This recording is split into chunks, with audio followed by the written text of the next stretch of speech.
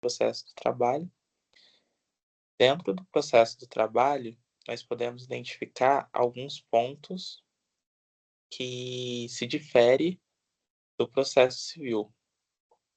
Para iniciar a aula, eu vou trazer alguns pontos que são bem diferentes e aonde os nomes dos recursos se diferem aos nomes utilizados dentro do processo civil. Dentro do processo do trabalho, da sentença, em primeiro grau, em regra, cabe o recurso ordinário e não uma apelação. Quando se trata de recurso na fase de execução, é utilizado quando tem uma decisão, é usado o agravo de petição, e do agravo de petição, se saindo dele, você pode pedir um recurso ordinário. Outra diferença, também no processo do trabalho, que não existe recurso especial. O recurso utilizado contra recurso ordinário é o recurso de revista. Quando nós falamos sobre processo do trabalho, nós precisamos definir quais são os principais recursos e quais são os conceitos atrás desses recursos. Eu posso elencar alguns pontos dentro do processo do trabalho e fica evidente a importância do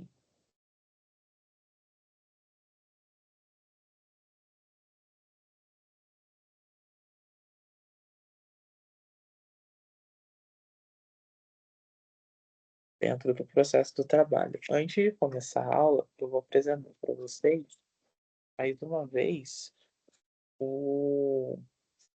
a linha do tempo.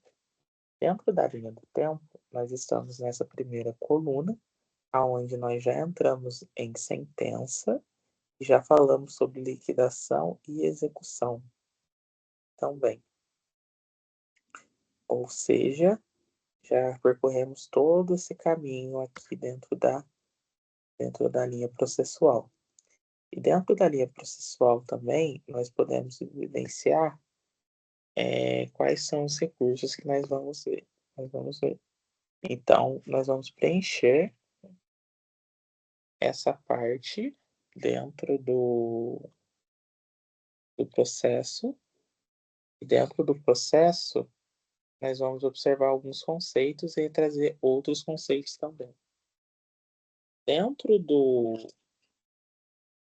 do processo do trabalho, nós entendemos que os recursos trabalhistas, eles são utilizados para impugnar decisões judiciais dentro do próprio processo, com o objetivo de provocar um reexame total ou parcial da decisão por um órgão jurisdicional superior. Analisando essa primeira frase, eu posso destrinchar para vocês em alguns pontos. Quando nós falamos de impugnar decisão judicial, nós estamos utilizando o princípio da ampla defesa e do contraditório. Ou seja, quando nós falamos de sentença e de recursos, nós estamos utilizando o poder que a Constituição Federal guarda dentro do artigo 5º, que toda decisão pode ser revertida. Porque imagine o seguinte cenário: se não houvesse de algum modo, o objetivo para você conseguir reexaminar uma questão que veio no noticiário, você não poderia, de forma alguma, ir contra o juiz. E isso não é o que a nossa Constituição prevê. Porque se não houvesse os recursos, toda decisão do juiz de primeira instância seria aquela, e ele teria quase um poder absoluto dentro daquele local. O que ele decidisse se tornaria lei naquele local. que a Constituição não prevê para ele. E quando nós falamos de reexame total ou parcial, nós podemos, da decisão pelo órgão jurisdicional superior, nós podemos definir alguns pontos.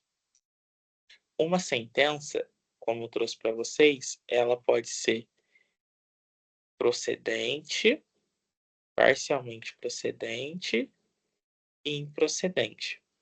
Quando uma sentença é totalmente procedente, todos os pedidos feitos pelo reclamante foi acolhido. E dentro desses pedidos, nós podemos estabelecer alguns pontos já para nossa aula. Se eu sou reclamante, tudo que eu pedi está dentro, já foi oferecido pelo juiz e foi concordado nos trâmites que eu estabeleci, eu não posso entrar com recurso para modificar. O único recurso que eu posso entrar seria com embargos de declaração, caso tenha alguma omissão dentro do recurso apresentado. Outro ponto importante para estabelecer é que, quando é parcialmente procedente, ambas as partes podem entrar, e tem até um dispositivo que pode ser utilizado, que eu vou falar mais para frente, que é o recurso adesivo. Além disso, um reexame ele pode ser de uma matéria que foi totalmente procedente, que só pode ser feita pela parte reclamada. Ou seja, tem como finalidade de decisão para o órgão jurisdicional superior. Quando eu falo de recurso, em sua maioria, vai ser sobre uma turma superior a que foi definida. Se eu entrei com um processo de primeiro grau, uma reclamação trabalhista comum, ela vai ser analisada pelo juiz da vara do trabalho e depois, em caso de não de inconformidade na decisão, se você precisar da reforma, vai ser utilizado o recurso ordinário que vai levar essa questão ao TRT. Em regra, isso também existe quando vamos entrar em recurso ordinário, eu vou falar um pouco sobre recursos ordinários que podem ser encaminhados ao TST. A única forma que você pode ver que talvez não vá para o jurisdicional superior um recurso é o agravo interno, porque o agravo interno ele é utilizado para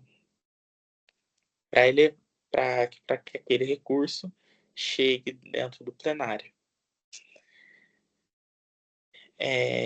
O agravo de petição também, o agravo de instrumento, ele tem um conceito diferente dentro do processo de trabalho, e o agravo de instrumento, ele não é utilizado também, ele é utilizado para destrancar o recurso. Se o recurso não foi reconhecido, você usa o agravo de instrumento dentro do processo do trabalho. E aqui eu coloquei também no slide que tem como finalidade corrigir erros de fato e de direito. Ele garante a ampla defesa e o contraditório, e assegura a uniformidade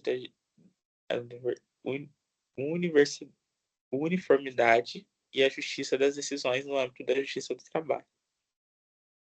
O sistema recursal trabalhista é regido pela CLT nos artigos 893 a 902. Quando eu falo sobre sistema recursal, eu trabalho com a seguinte lógica. No âmbito da justiça trabalhista, é necessário ter decisões que norteiem a sociedade civil.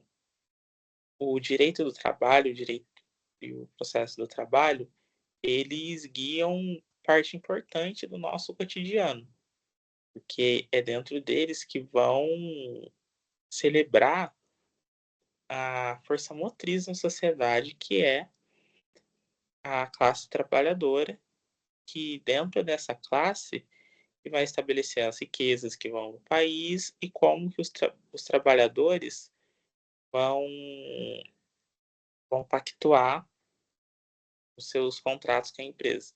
Então, existe súmulas do TST que são utilizados no nosso dia a dia, que se nós formos observar, tem força de lei, que são utilizadas até hoje não foram reformadas. Então, dentro do próprio processo de trabalho, as decisões que saem criam dispositivos que são utilizados no nosso cotidiano.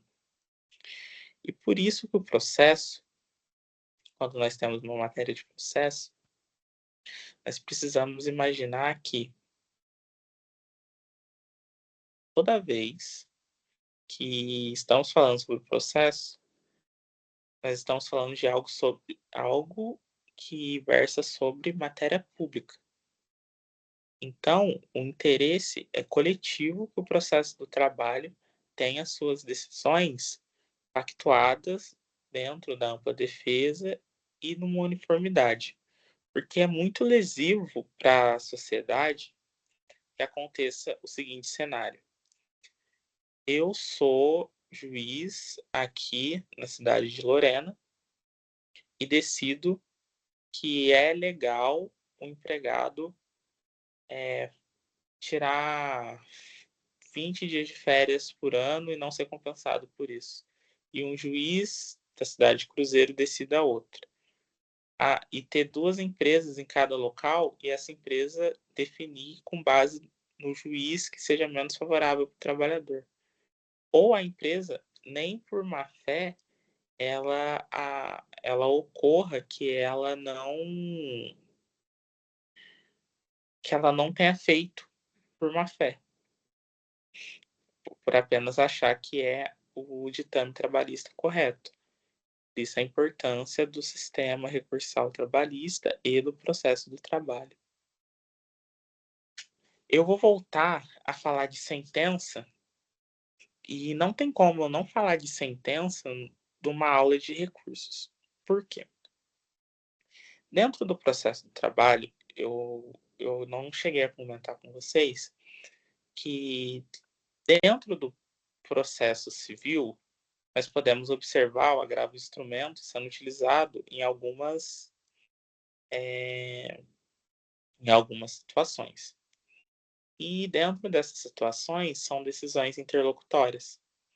Porém, no nosso processo do trabalho, não é definido e você pode utilizar de forma recorrente o agravo do instrumento. O agravo do instrumento não serve para isso dentro da Justiça do Trabalho. Mas em que momento eu vou questionar uma decisão interlocutória? É na sentença. Então, uma sentença trabalhista, ela vai trazer todo um ponto de todo um processo. Então, vai relembrar dentro dentro do relatório tudo o que aconteceu, de uma testemunha que foi contraditada, de um meio de prova que foi negado. E aí, dessa sentença, nós iremos definir qual que foi a medida utilizada para se estabelecer essa sentença. E aí, tendo uma sentença, você vai recorrer, você pode alegar cerceamento de defesa, nesses exemplos que eu trouxe. E dentro desses exemplos, você vai trazer cerceamento de defesa e, tendo a decisão reformada, o processo volta lá atrás e começa da parte aonde você recorreu. Então, quando nós falamos de recurso ordinário no processo de trabalho e de sentença, é necessário observar também esse tópico, que passou batido nas últimas aulas. A sentença líquida ou ilíquida, eu vou relembrar um tópico da aula de execução, porque ela é importante para um ponto que eu vou puxar no último slide. A sentença líquida ou ilíquida, ela vai trazer alguns pontos que é sobre o valor da condenação quando não existe pontos para você debater de forma concreta. Não existe um valor concreto e existem sentenças líquidas e ilíquidas que pode trazer discussões na fase de execução. Tendo trago todos esses pontos de relembrar pontos essenciais no processo, nós vamos entrar de fato em alguns recursos de maneira breve na aula de hoje, porque não tem como trazer recursos para vocês sem trazer uma base sólida para depois entrar em cada um. Não vou conseguir trazer todos na aula de hoje, mas eu vou conseguir apresentá-los para vocês. Quando eu falo da fundamentação legal do processo de trabalho, eu preciso pensar nos artigos 893 a 902 da CLT. Aí você pensa comigo. Se tudo na CLT, quando não tem, será que existe todos os recursos? Não, não existe todos os recursos. Alguns recursos são subsidiários do CPC. E quando eu falo sobre subsidiariedade, é necessário relembrar alguns tópicos.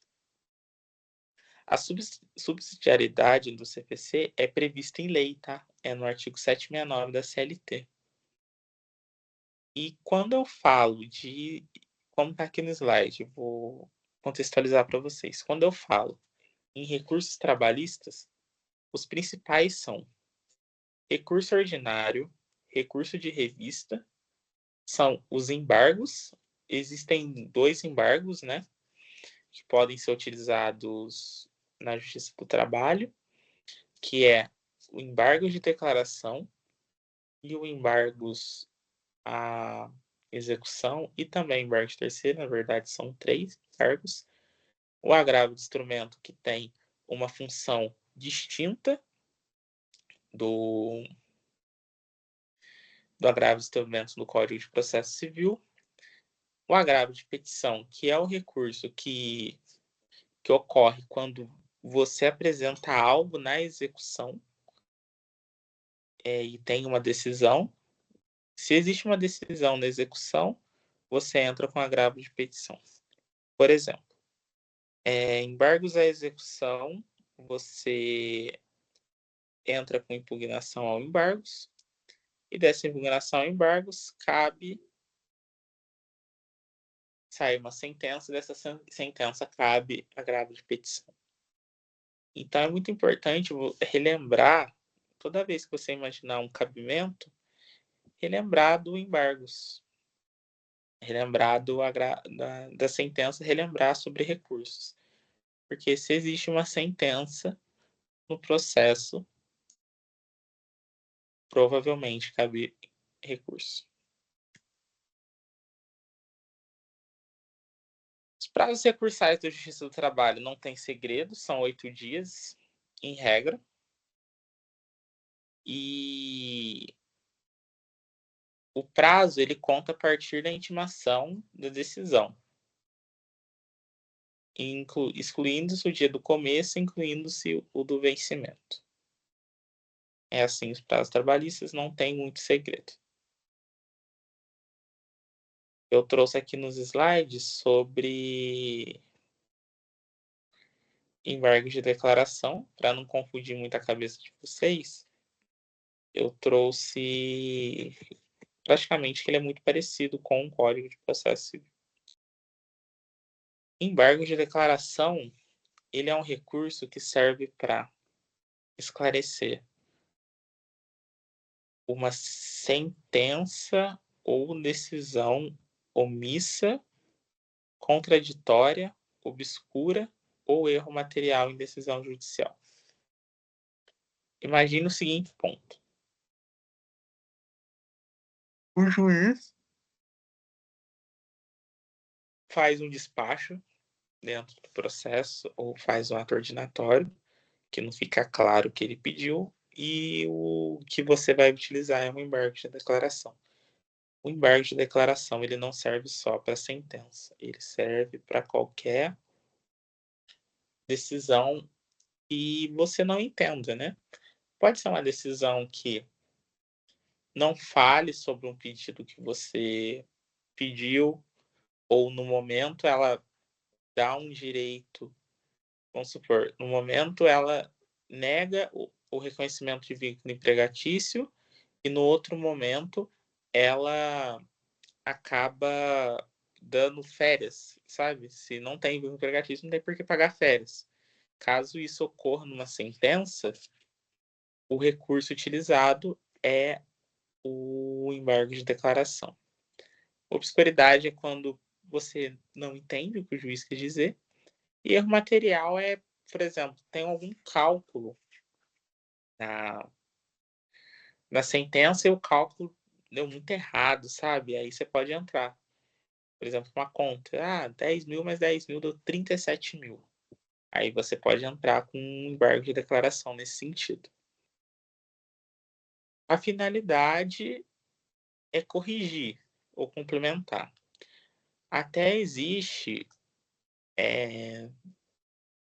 o embargo de declaração que você pode utilizar para tentar reformar a sentença. Mas não é o ideal. E quando você entra com embargo de declaração, você pode aumentar o prazo para estabelecer o seu recurso ordinário. Então, em vez de contar da sentença, vai contar da resposta ao embargo de declaração. Quando você vai elaborar um embargo de declaração, precisa ficar claro para o juiz qual que é a sua dúvida. Então, para corrigir algo, você precisa apontar algo. Então, você, na sua petição, não pode ser prolixo. Eu vou ficar falando, tentando entrar novamente em matérias de mérito que já foram discutidas no processo. O embargo de declaração, ele não é utilizado para isso. O embargo de declaração é: juiz, não entendi. E pronto, é para isso. Recurso adesivo. Recurso adesivo, ele é utilizado de uma forma diferente e comum, e não é muito comum recurso adesivo. Quando eu falo de recurso adesivo, ele é apresentado pela parte contrária ao recorrente. Recurso adesivo. Eu, André, tenho processo contra a Unisal. Quando eu entrei com o processo, eu entrei com um recurso ordinário. O recurso ordinário, e esse recurso ordinário estabeleceu alguns pontos para sentença. E aí você também você vai aproveitar esse recurso interposto e vai defender ou ampliar os seus próprios interesses. Para você interpor recurso adesivo, você não pode ter um recurso em andamento.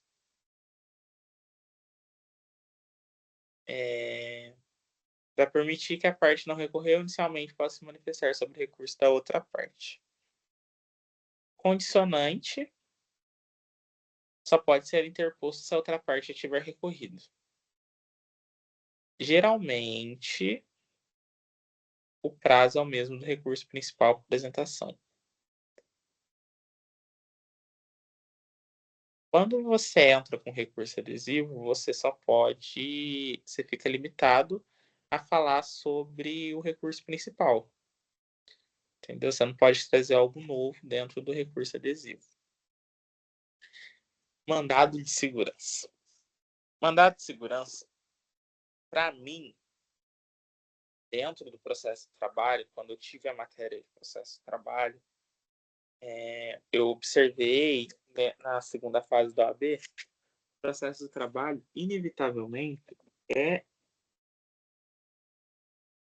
a maior diferença e talvez o mandado de segurança dentro do processo de trabalho seja utilizado da forma mais diferente dentro dos outros processos. Por quê? Quando nós falamos sobre mandado de segurança, é ele que vai ser utilizado para a decisão interlocutória. Então, dentro do mandado de segurança, é aonde nós observamos que quais que são as hipóteses para ser utilizado o mandado de segurança. O mandado de segurança, ele cabe em algumas situações pré-estabelecidas dentro do processo do trabalho. O processo do trabalho, ele está estabelecido dentro do artigo 5º da CLT. Ele é um remédio constitucional e não só é utilizado como...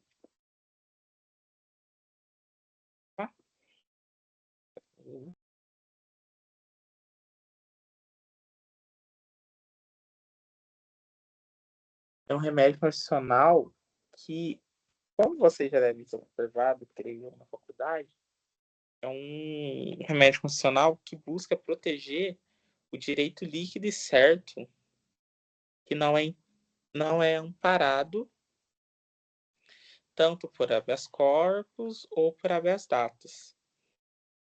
E o responsável, né, por trazer essa ilegalidade é um agente de pessoa jurídica no exercício de atribuições do poder público ou autoridade pública.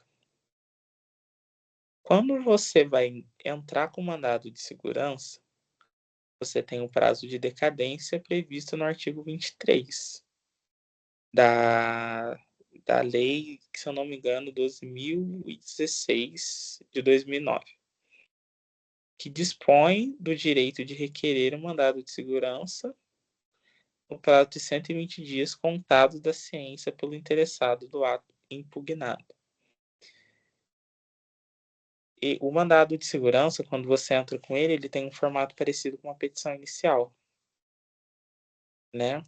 E dentro da Justiça do Trabalho, é cabível em alguns pontos o mandado de segurança. O mandado de segurança, ele cabe em alguns pontos aqui, eu vou ler junto com vocês. É ilegal a exigência de depósito prévio para o custeio de honorários periciais, dado a incompatibilidade com o processo de trabalho, sendo cabível o mandado de segurança visando a realização da perícia independentemente do depósito. E tem a súmula 414, que traz que, no caso de tutela provisória haver sido concedida ou indeferida antes da sentença, cabe mandado de segurança em face da inexistência de recurso próprio. Então, para você propor um mandado de segurança na Justiça do Trabalho, cabe essas duas hipóteses, e a principal é um mandado de segurança de uma tutela, né? Que no Código de Processo Civil seria um agravo de instrumento, mas como não é possível na Justiça do Trabalho,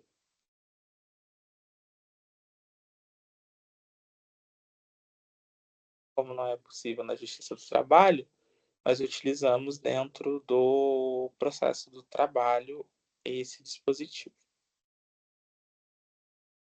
Então, como eu disse, não se debate dentro da Justiça do Trabalho decisões interlocutórias, e dentro das decisões interlocutórias fica responsável o recurso ordinário para atribuir essas matérias.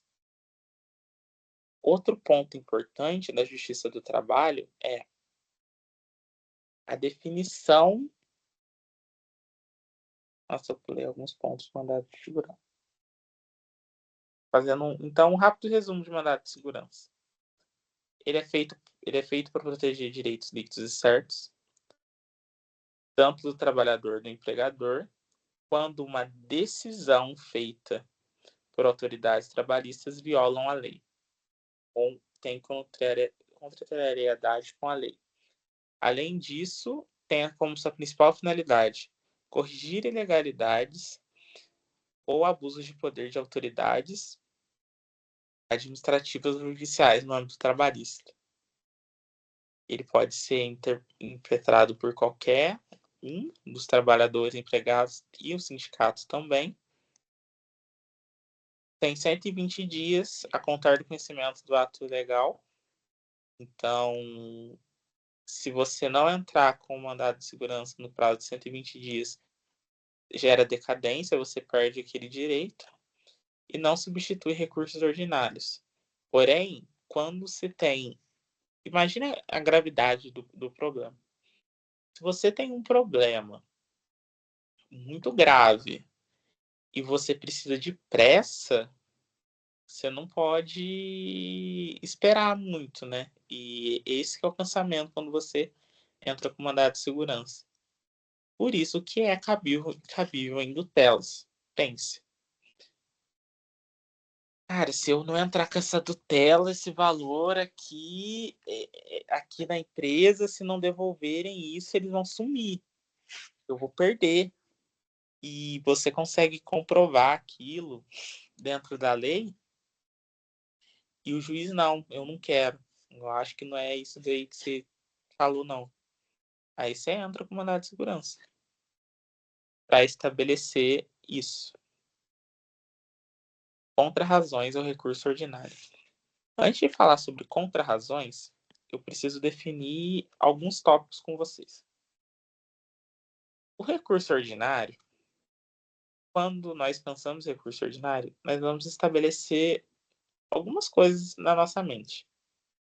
Recurso ordinário, primeiro recurso trabalhista, ele cabe sempre para o TRT. Mas não é assim que funciona. O recurso trabalhista ordinário, ele não é utilizado só de vara do trabalho para o TRT. Ele é utilizado também de TRT para TST. E de onde que eu estou tirando isso? Eu estou tirando isso do código dentro do TRT. E dentro do TRT existem ações originárias que já se iniciam no TRT. E dentro dessas ações são os dissídios coletivos e as ações rescisórias. Ou seja, se começou no TRT, permanece no TRT e, de um certo modo, elas vão ser julgadas pelo TST em face de recurso ordinário. Então não se assustem quando vocês ouvirem a expressão recurso ordinário julgado pelo TST. Esse recurso ordinário, como ele está indo para o TST, como é a primeira decisão de uma matéria vindo do TRT, é cabível no TST. Um exemplo, claro, para evidenciar é uma ação rescisória, porque imagine se o juiz que da vara do trabalho vai julgar um processo e dentro desse processo você precisa entrar com ação rescisória porque o juiz cometeu alguma ilegalidade. Já não pode começar naquela vara. Então, a ação rescisória começa sempre na vara superior, no Tribunal Superior, e do Tribunal Superior vai começar o processo, a inicial sai lá, e dessa inicial sai um acórdão, desse acórdão cabe recurso ordinário. Quando nós falamos de contra-razão ao recurso ordinário, nós vamos estabelecer alguns pontos. Contra-razões é o mecanismo utilizado e dado pela nossa Constituição para estabelecer o critério da ampla defesa e do contraditório. Quando nós temos ampla defesa e contraditório, nós precisamos pensar sobre contra-razões. Porque se alguém falou no processo, eu preciso rebater. Você rebatendo dentro do processo é a contra-razões que você vai utilizar. Ela tem como definição clara um instrumento para proteger direitos líquidos e certos do trabalhador quando decisões ou atos de autoridades trabalhistas violam a lei. E errado. Copiei errado. Contra razões.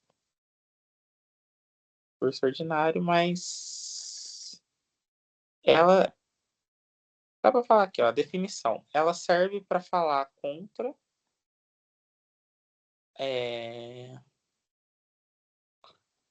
a decisão, contra a decisão do recurso ordinário. Ela tem como finalidade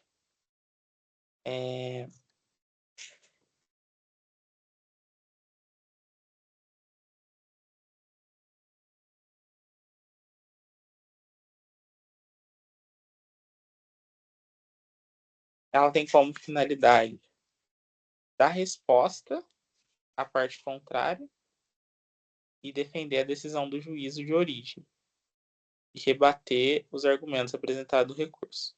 Então, quando você vai apresentar uma contra-razões, você vai falar, ó, isso daqui tá certo por causa disso, disso, disso, e esses argumentos que foram apresentados está errado por conta disso, disso, disso, disso.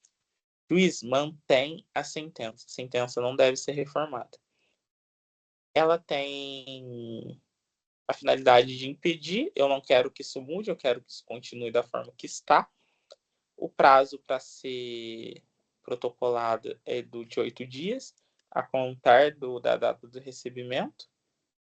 E você deve utilizar a regra da eventualidade. Então, você rebate todos os pontos que estão presentes dentro do processo.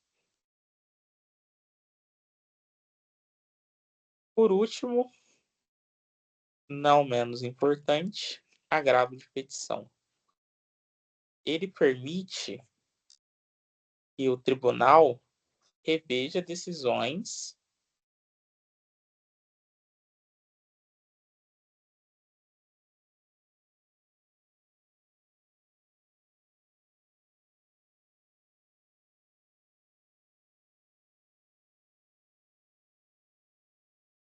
o agravo de petição.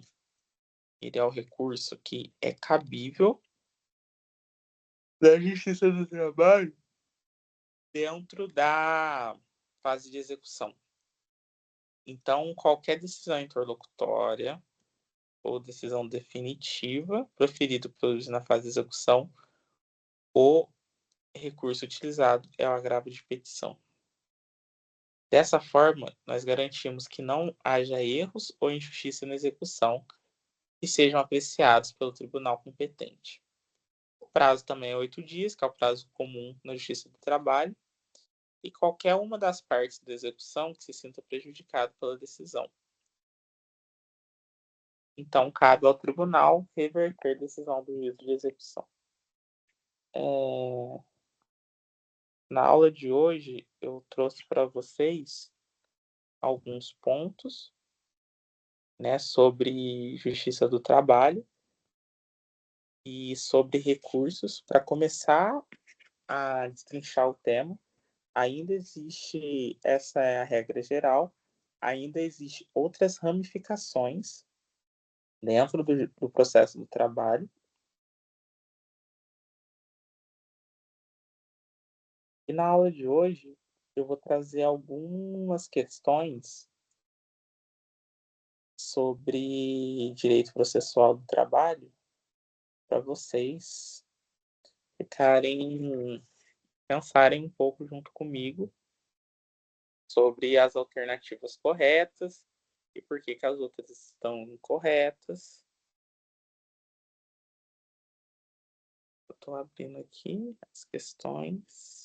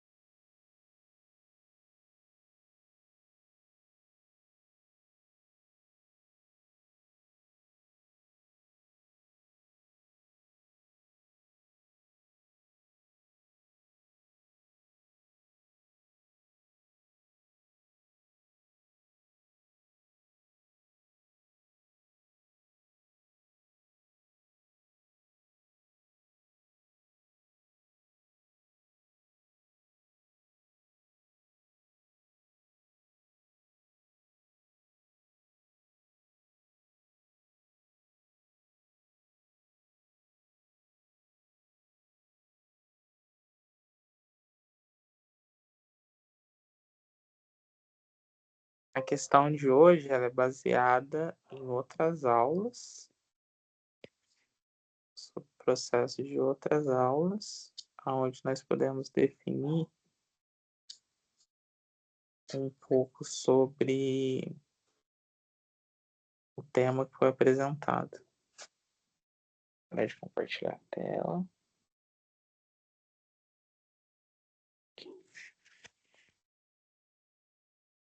É uma questão da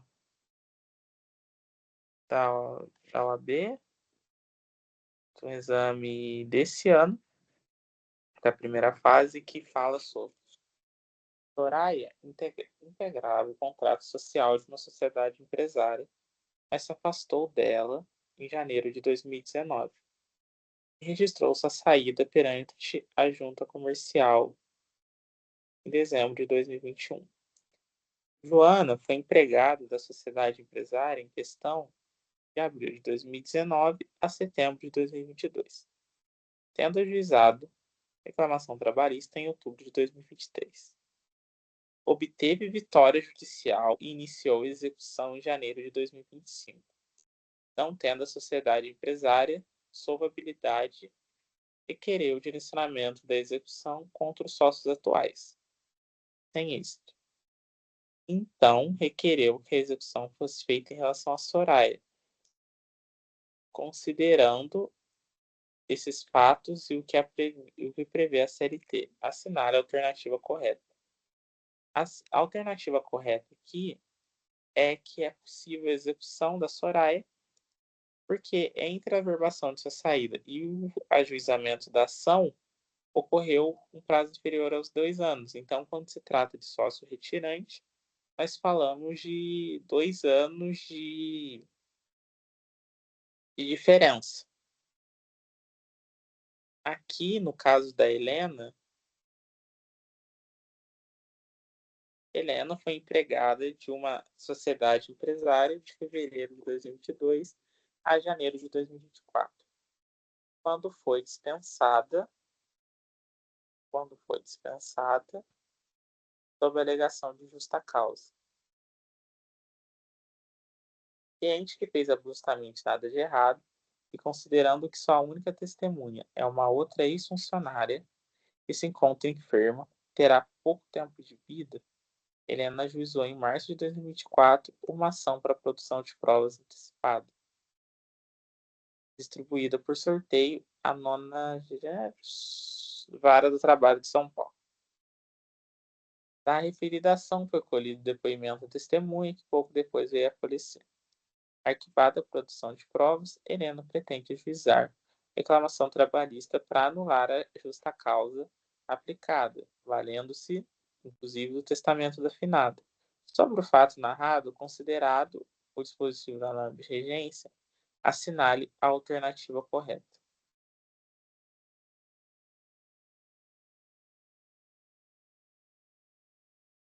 Aqui estão as questões, vou dar um tempinho para vocês analisarem.